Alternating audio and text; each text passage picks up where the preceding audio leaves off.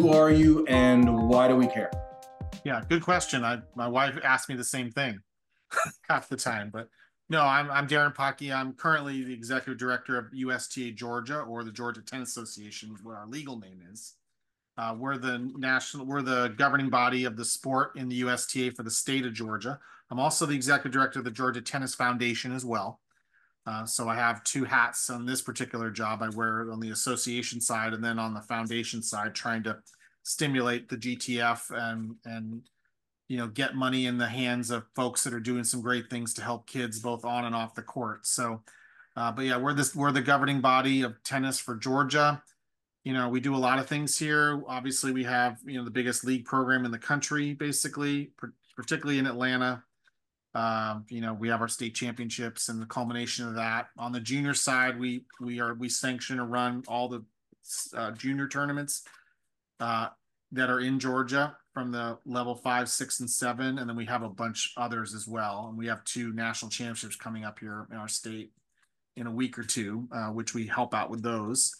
And then just all of our community outreach. We're a community tennis association state. So we support our 19 community tennis associations all across the state, and they're all different. USTA Atlanta, which most people know, is the biggest one in the country in terms of size and budget and the way they conduct their business. And then you have an association like Mitchell County Community Tennis Association down in Camilla that's basically one street with 4 courts, great clay courts. And so it's a big difference with those two, how we try to support those two amongst all the others. We've got some great CTAs in our state. We actually have 3 of our CTAs in the last 10 years have won the National CTA of the Year Award. We're the only state in the country that can say that. Savannah, USTA Atlanta, and then Columbus Regional Tennis Association, which if you played some of their events at Cooper Creek, they're a great organization and they do a fantastic job. So day to day, that's kind of what we do here. We're just trying to, constantly, how can we help our players? How can we help our captains? Because they're a huge part of our growth. How can we help our coordinators, our volunteer base? It's kind of what keeps me up at night. Yeah, how do I do more? And that's one of the questions we ask a lot, because it isn't just a job pulling a lever. We're not just completing our day at 5 p.m. and going home and being done with it. There's more to do. And with you being a bit in the spotlight as the governing body of tennis in Georgia, there's always, Bobby and I hear it all the time, there's always complaints. Oh, sure. We never do enough. Does it feel like that when you leave the office at the end of the day? I mean, like any job, right? I mean, you end up doing 75% of the things you're not thrilled about doing, so you can do the 25% you'd love to do. I mean, that goes with anything, and not just this role, probably your role, any other role in and out of tennis. So yeah, sure. And sometimes where we run into problems, and it's really no fault of our own, it's really no fault of the players, is here, and specifically in Atlanta, the USTA landscape tends to be muddled and confused. I always say our organization is kind of like the Jan Brady of Georgia tennis, with a middle child, because we have USTA Atlanta, which everybody knows of, and then we have USTA Southern, which is our section, which happens to have their offices here in Atlanta, and then us. So a lot of times where we run into problems is when players don't understand, well, this is a Southern procedure or a Southern tournament or a Southern League championship. And they come to us, they're upset about it. And certainly we're going to listen and do what we can. But there are some things we truly can't help them with because there aren't our events. Or they're USTA Atlanta's, that we give them the autonomy to make decisions. So that has been a significant challenge for me in the 11 years I've been here. I came here from Southern California, where we were kind of our own entity. We did everything ourselves. I was director of junior competition for 15 years in that section before I came here. So definitely was a difference. But that's probably, one of our biggest challenges is, and I'm not huge on branding and marketing. I mean, it's important, but nobody really knows who we are, right? Nobody really knows what we do. And sometimes that works in our advantage. But most times it's because we're kind of the middle USTA entity out there, and people, when you say USTA, everybody in Atlanta, of course, thinks of USTA Atlanta, which is great. They're a great organization. and we try to help them as best we can. But that's been a challenge here, I'd say. Well, interesting you say you're not big on the marketing and branding, but you've got some marketing experience as a role in your background, right? A little bit, a little bit. I mean, I think especially when the pandemic hit, we had to kind of pivot and start doing things differently, just like you did. With, more importance on social media and video. We've got two very talented marketing folks on our staff. So, I didn't go to school for marketing. Marketing to me is the ultimate amoeba. It's really hard for anyone to define it. It's different for everybody. So we've tried to, really improve our social media presence, specifically focusing on Facebook and Instagram and kind of ignoring some of the other platforms, to be honest, because that's the one thing you learn. You probably know this. You can't be everywhere every time, all the time, and you end up diluting yourself. So yeah, I've got a little marketing experience, but I don't call myself a marketer. I mean, Lindsay and Reagan do a fantastic job here, but everybody's job is marketing. We have a saying here in our organization where if we leave the job of marketing up to the marketing department, we're in trouble. Everybody's job to market, whether you're in the grocery store, in the frozen food aisle, talking spice rack, talk tennis. You do a great job of that. Trying to spread the good word about what tennis is, how it's so great for kids, the health benefits, and to try to keep tennis relevant in the marketplace, which is, as the years go by, hasn't gotten any easier. If anything, it's gotten harder. Yeah, I think Bobby would jump in and say, "Are we going to make tennis relevant again? Is it that bad? Or are we still, Bobby, just trying to make tennis cool again?" Well, I think you can be cool, but it'd probably be better to be relevant. That's true. Yeah, probably true. And so, executive director, what does that mean? You walked us through kind of what is supposed to happen and all the things. Yeah. But your role as middle child executive director is it underneath Southern and above Atlanta, or are you all basically separate entities doing separate things? Well, we're together, but we're separate. We're technically separate organizations, right? And it causes some issues. However, yeah, I would say, certainly there's a lot of things I help Southern with being a state ED. But ultimately it's to try to make sure our organization is functioning the way it should be, both from a fiduciary standpoint, a responsibility standpoint. Are we fulfilling our mission?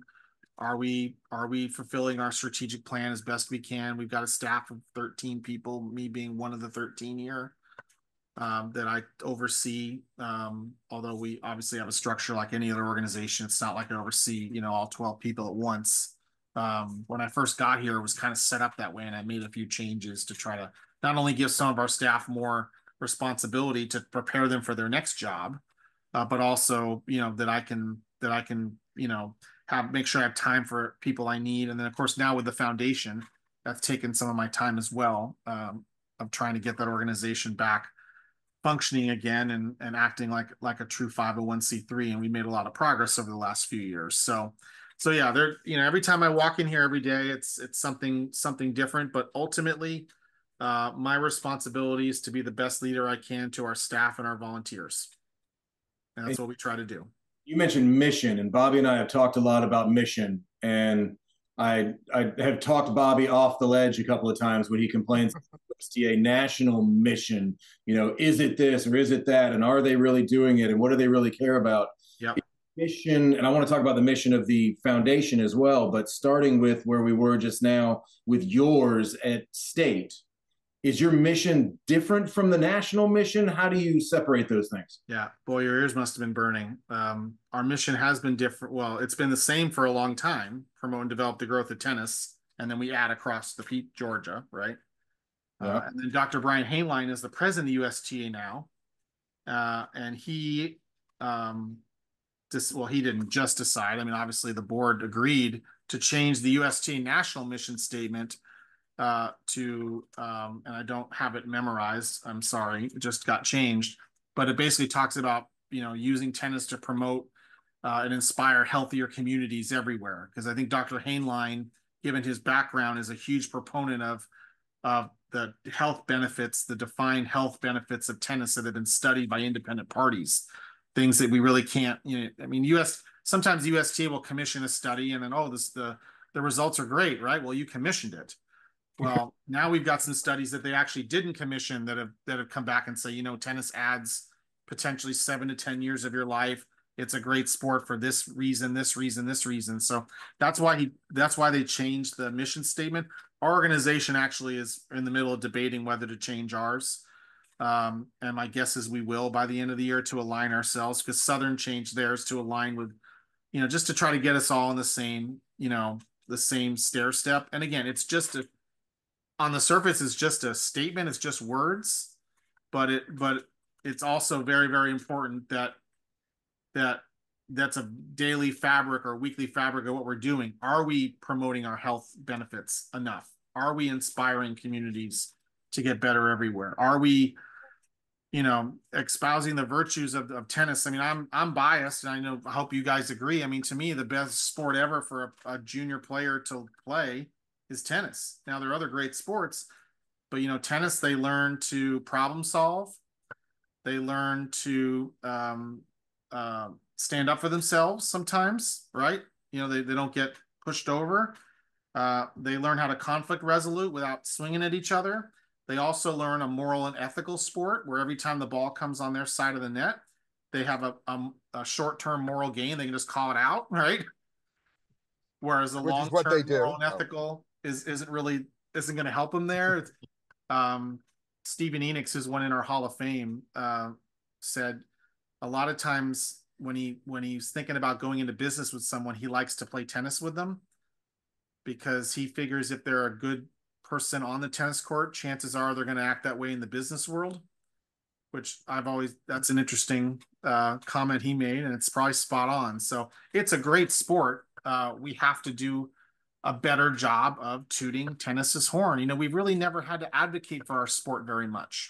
And now, of course, with the landscape it is now, we have to advocate, and it's not something we're great at because we haven't had to do it before. And we're so thankful for people like you guys, Shaun and Bobby, that are out there and you're, doing your part to try to advocate for the sport. So long-winded answer. Yes, we're very likely going to change our mission statement. So it's interesting you asked that question. I say, Bobby, you want to walk through a mission statement conversation for a few minutes? Oh boy, I'm locked and loaded here. I mean, and I agree with you, Darren. I mean, I'm sitting here listening to what you're saying about what a great sport it is from the physical capacity, from the mental capacity. If it's such a fantastic sport, why are we ranked 26th or 27th recreationally behind darts? I'm actually, not to change this, I'm actually the biggest American fan of professional darts.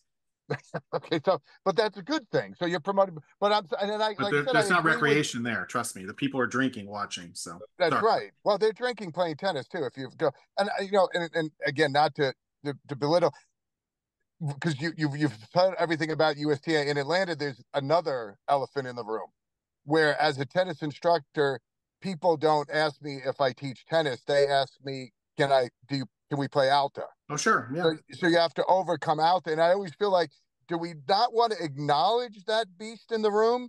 I mean, we all laugh. It's our best friend and our worst enemy because of the way people and the reverence to Alta. But if we have such a great product, why does the USTA struggle to promote it? And why, is it a great thing in a world where marketing drives everything, whatever that definition might be, that we're just realizing that marketing is important?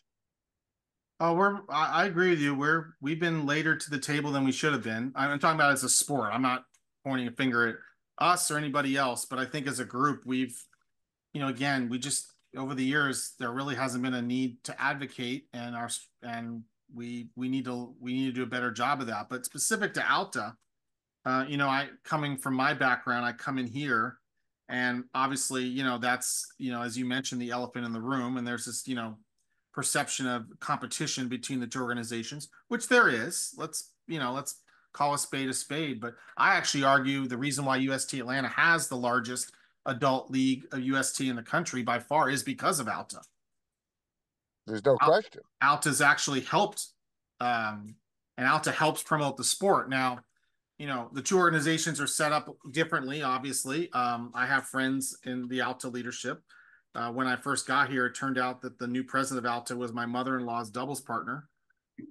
So I had a personal connection. We were able to sit down and try to partner a little bit with things. You know, we've reached out to Alta a few times to try to partner with a few things with a little bit of success. You know, I hope sometimes if sometimes maybe they don't see the forest through the trees a little bit. They're, you know, it's an insular organization, very, you know, Atlanta based. There's a big world out there other than just Atlanta guys. But they do a great job with that. But yeah, it is a competitive. There is some competition between the organizations. But I think, you know, in some ways, you know, Alta's one of our biggest advocates for the sport. I mean, if you go around, it just doesn't happen anywhere else in the country because, you know, I've been many places where you go around and you see courts in neighborhoods and people are playing and the social element of it. And you know, it's been a good thing. It's been a great thing for tennis in Atlanta. But you know, tennis in Atlanta, I think we know the people like to play, they don't necessarily like to watch very much. They're that culture. Nothing wrong with it. It's just the way it is. So, but to circle back to your original question, you know, we just need to do a better job of advocating what our sport can give to communities and society as a whole. Most of the kids that play tennis are academically stronger. That's why we try to support our NJTLs as much as we can, because there's an academic element as well as tennis. We got a long way to go, my friend. As you mentioned, I mean, I'm not sure, you know, whether we're 23, 24, whatever it is, we're not number one. We're not in the top 5. I can tell you that for sure. So I think our parks, you know, I learned how to play in the park system. I question whether that's as strong as it used to be. Unfortunately, we got to do a better job with that. So, but, you know, sitting here, it's, you know, we're one organization and sometimes we can get overwhelmed. Like, oh my God, all these things we got to do. And we just got to try to, you know, do better every single day to get the message of the sport out as best we can. But I'm not debating any of your statements. I think you're spot on that. No, and like I said, I brought it up because I kind of heard the frustration in your voice in just the position that you're in, and it goes back to the mission, for better or worse. Yes, we all look at Alta and say, God, you could do so much more, but they'll sit there and tell you our mission statement is to run a successful league in Atlanta. Correct. Well, they do a darn good job of that. If that's their mission statement, they're knocking it out of the park, and there's no argument there. Yeah, we all look at it and say, gosh, you're the leader of tennis in this city, but this is what they want to do. I get it. So where does the USTA come in? And that's always been my question for the USTA. Is it promoting the game or is it developing players? Because as being on both sides of it, having been on the business side, put on professional events, and being on the coaching side, working at facilities, there's a lot of mixed messages we get. Sure. And that makes it hard, and that erodes confidence in where we're going. Yeah. And like you said, we're at a point now where if you look at the sport and you look at the athletes that are playing it, it is a top 3 sport as far as what you have playing the game. And it's disappointing that there's not an American. I always felt that we relied on an American great that's how we grew the game. If we had Jimmy Connors, we had John McEnroe, we had Chris Everett, we had Pete Sampras, we had Andre Agassi, we were knocking it out of the park. When we lose those guys, we don't do a great job of selling the game. We sell personalities, we don't sell the game. Yeah. Well, a couple things. I know you want to respond. Hang on one second. Yeah, sure. Disagree a little in this space because I think those guys at the top were more of a product of the game, not needing to promote itself and being so popular. So he and I, we don't completely disagree, but he kind of thinks one begat the other. And I'm on a little bit on the other side to say, if we grow the game, those players emerge as opposed to using the famous player to help grow the game, which maybe that's a chicken and the egg problem. Yeah, no, I think both could be true. I mean, obviously, I was in Southern California as a player when Pete was growing up, and Michael and Andre played all our tournaments. And you know, in the old days, the USTA, for better or for worse, kind of forced the players to play locally. There wasn't all this craziness going on with all these events. And it was a lot easier for players to get better quickly in certain parts of the country because, frankly, you don't want to lose to that player, right? It's easy for you to go 2,000 miles away and lose in a random level 2 in Wichita, Kansas, than go down the street and play your neighbor and lose to them. And, now there are good and bad to it, but that, our mindset in Southern California is that's what developed champions, right? And then we lost that when the optimum schedule got put in. I mean, if you're familiar with that, and points per round and all this other stuff happened. So, but from the coaching perspective, I mean, I haven't been directly involved on the competitive side for 10 or 11 years now, but I was for a long time, and I'm still international official, and I'm still involved in it. But I have always felt very strongly, and Bill Rombo, who is our president of Southern California, always one of the smartest people anyone has ever met, the USTA volunteer, used to say that there are 4 things that make a great player, okay? He says, number 1, the player themselves wants to have to be great, okay? Because if they don't want to be great, they're never going to make it. They'll make it to a level, and then something will happen. If they're not playing for the right reasons, it'll eventually show up. A lot of times with the kids, it shows up in high school. Sometimes the better players, it shows up the first year of college, hence why you see all these players going off to school, transferring, whatever. Number 2, he said they have to come from a stable family environment, of a loving environment, as best they can, because this is a hard sport. Things are going to happen, and they need to have that unconditional love and support at home, no matter what happens. They're going to make mistakes. Number 3, he says at some point in their junior career, they have to get lucky, and the right coach has to show up at the right time for their development. And a lot of times that's not mom and dad. Okay, that's somebody else. And whether it's by luck or by chance, or the parents are smart enough to figure that out. And then number 4, which Bobby, I think you'll appreciate, he always said they need to live in an area that has an association that can provide a structure to develop, to show their talents. So from the federation standpoint, this is just my opinion, right? I don't speak for the USTA. I have always been against our significant national coaching programs, because to me, the private sector does this better. I mean, remember where I used to live? I had Lansdorp down the street who would tell you what he thought of you in 2 seconds. Dennis Rizza, all these guys, some of the greatest coaches in the country. These guys can coach these players better than I can, or somebody else. Our job is to provide a structure. Our job is to provide as best a tournament structure as we can. And then at the pro level, provide enough opportunities at the entry level for those kids, for those players to be able to play and move up, and not have this extensive, you still have to have some national coaches because you got teams and, international teams, and Martin's done a pretty good job with that. But, again, that's been a debate with USTA since, whenever, the 80s or 90s. I mean, I remember when Greg Patton left college and became, our national coach for Southern California. Everybody thought, this guy's a joke. He doesn't know anything. Honestly, Greg and Wayne Bryan were the 2 people I've seen that got kids excited about playing better than anybody. And we need that in the organization. And when the USTA kind of went at them a little bit, particularly with Wayne, it actually hurt the sport. I'm on a tangent here a little bit, but that's my personal opinion. Specific to Georgia, we try to have as many, camps as we can for our younger kids with different kind of coaches. So that way they maybe get a different perspective and get to meet who they're going to be playing. I mean, they're going to be playing against these players for, maybe 40 years, 60 years. I mean, I remember I played Southern Cal junior tennis, and one of the guys I ended up playing at UCSB, one of the guys I played with, he and I mean, hate is a strong word, but we had some not very pleasant matches in the juniors. And I remember the first day of practice, I'm like, dude, it's over. We're teammates now. Mm-hmm. Let's go have a beer. Oh, wait, we're not 21 yet. So yeah, I mean, it's a debate within the organization, but Good. I've always felt the private sector does it better. I'm not just saying that because you're sitting here. I honestly believe that they do it better.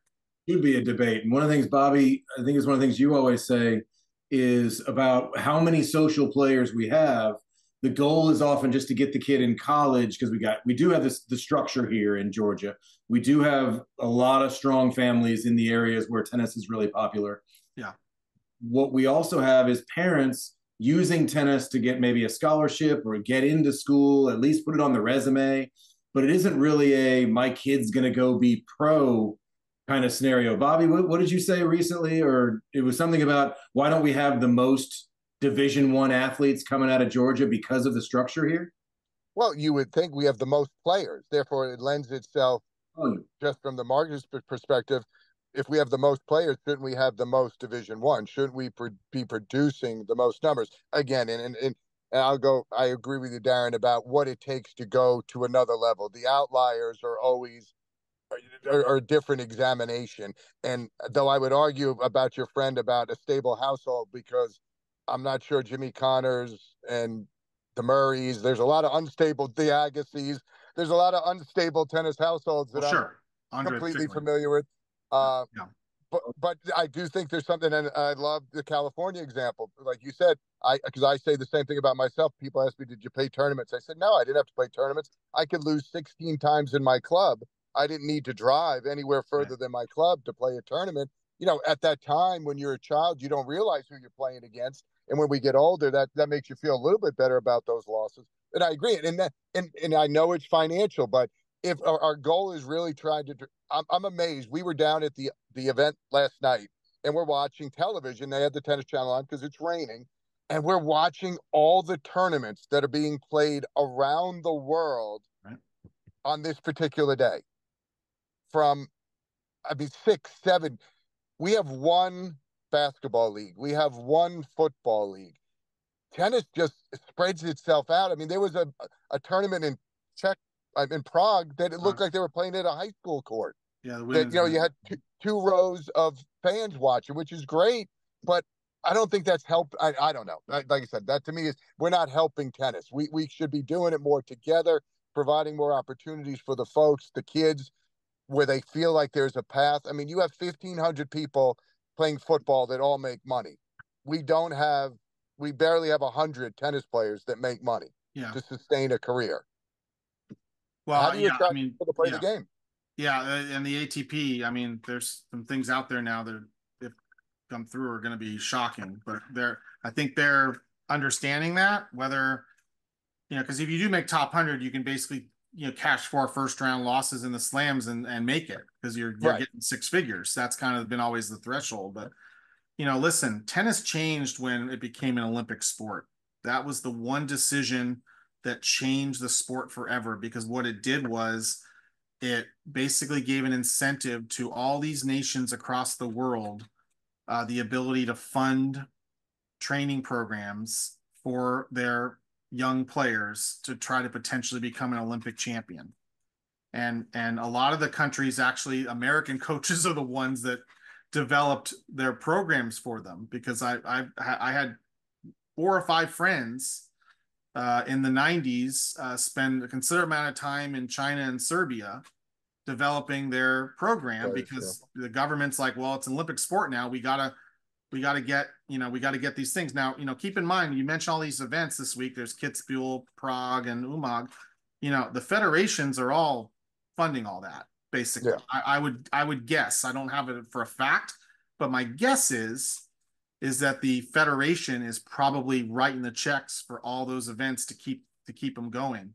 And that's the difference between us and a lot of the other nations. I mean, most of the countries out there that are serious about playing tennis, I hate to say it, they're not really that interested in community tennis. Right. They don't care.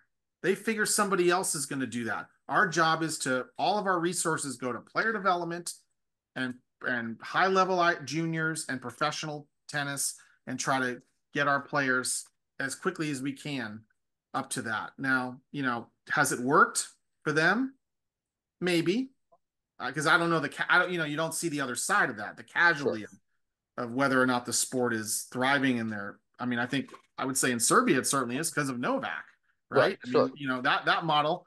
I think what you were arguing is the players grow the game. That certainly probably has worked in Serbia. Maybe some of the other countries not so much, but it's just a different mindset, and obviously in Europe it's much easier to travel and country to country, and it's easier. Absolutely. It's it's not an excuse, it's just the way it is. So it's just kind of the culture of our country. So I don't have, and we don't propose to have the answers. What all we are asking for is, like you said, let's get it, come up with a statement saying this is what we're going to be, what we're going to be, or we're going to try to be. Stick to it, and then let other entities be comfortable taking the ball and run with it. I don't care. Again, whatever everybody decides, but let's make a decision. Let's stick to it, and then let's continue to let everybody else contribute and help out without feeling like, all right, am I overstepping my bounds? This is what we're, because to me, there's a huge difference between growing the game and developing players. Like you said, there's a big if I'm difference. developing, Yeah, big difference. I want, 10 players. Like you said, Spain was unbelievably successful in the 90s and the early 2000s. They had a lot of people that you'd see semifinals plus. How many people were playing in Spain? We don't know that. yeah, and then they slipped for a while, and now they're Yep. back. Yep. And the Spanish Federation had a philosophy where they did not feel any of they did. If you watched, all their players never played the junior Grand Slams or the high level ITF juniors. That was their philosophy. We're gonna flood our country with pro circuit, 15 and 25K events. That's where they're gonna learn to develop. And for a while, it was working for them. All of a sudden, it different. Last year, the U.S. Open boys champion was from Spain for the first time, and Martin Landaluce, first time in quite many years, because they're like, you know what, that isn't working. We got to pivot. There's a development model here. So I've always felt very strongly if you're specifically talking about developing players, we need more low-level professional events in this country. And we started flooding the market for a long time. And as a result, I think, we started getting a lot more players in the top 200 and 100 that we never used to. Now, have we had anybody break through yet? No. And that's, that's something that frustrates all of us. All three of us on this call, I'm sure, are frustrated by it. But then the financial side of it hits. It's like, at some point, these events are costly, and then it's all the debate. Well, who does it, who doesn't? In the USTA's perspective now, this year is like, we got to support our bigger events more. That's where the points are. We got to get these guys from 100 to 200 into the top 100 as quickly as we can. Well, you can't do that by spending all your budget money by funding a whole bunch of 15Ks. Right. So that's why they're helping the challenger level, and the 15Ks are kind of on their own.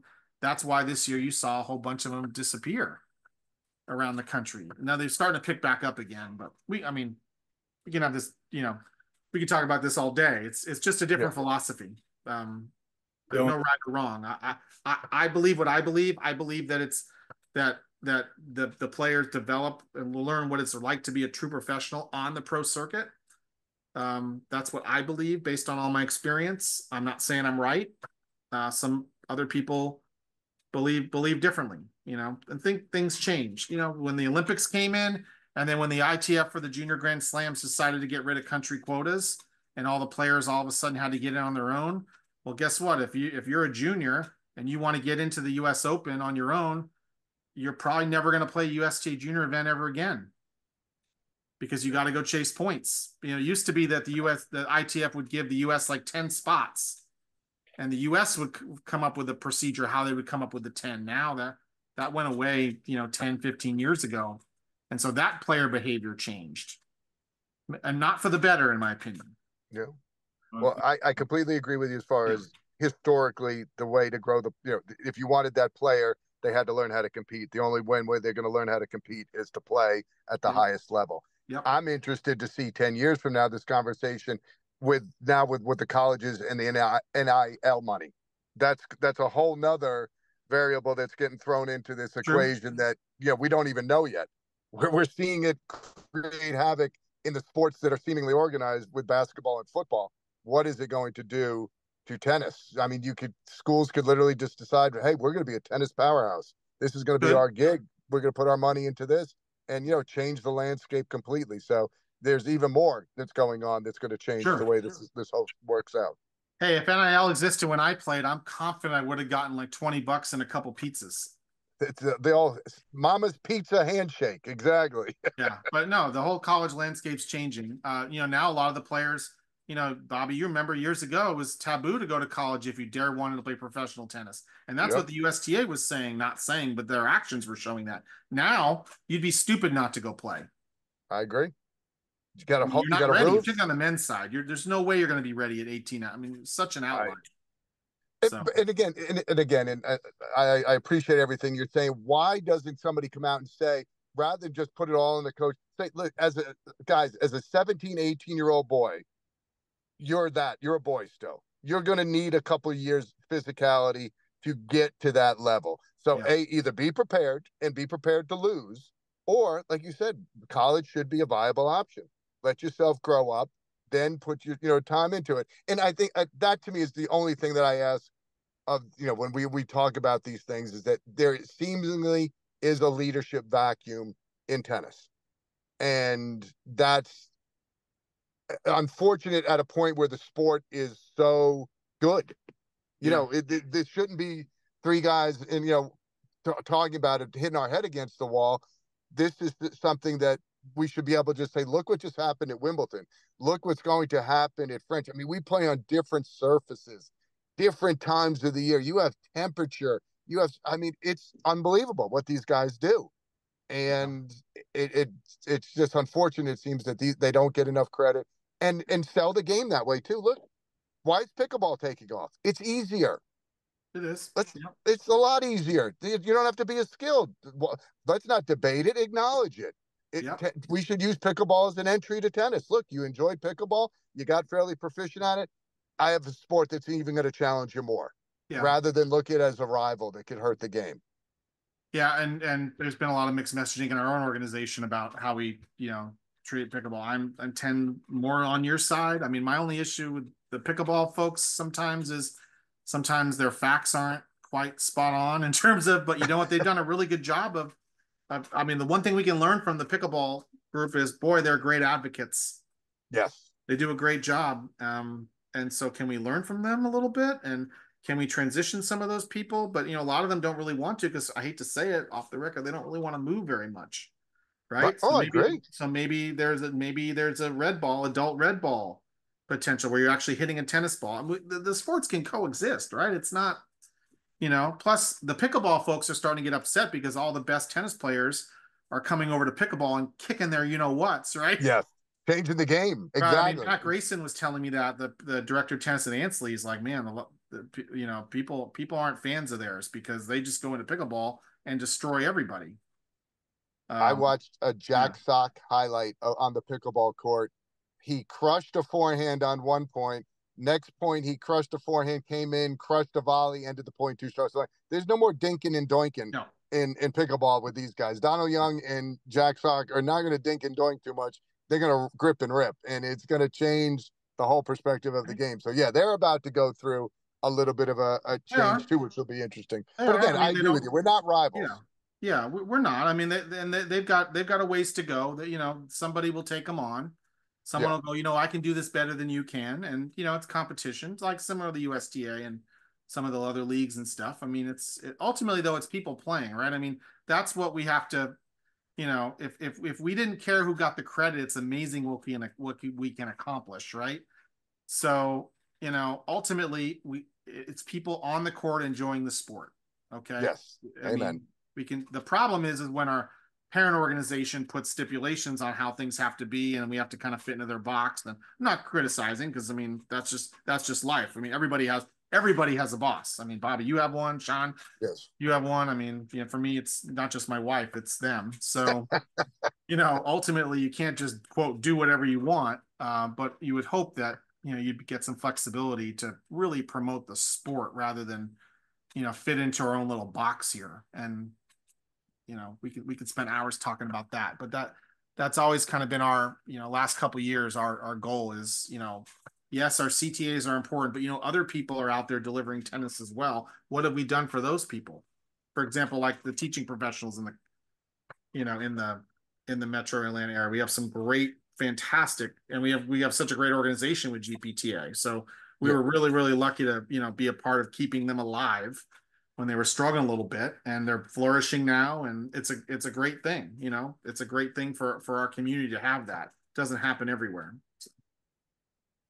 That is true, and we're thankful for your support of the GPTA. We've been working with them a lot over the last couple of years, and they're doing good things here, and we support all the things that they don't have the bandwidth to handle, You talked about Doing doing a lot.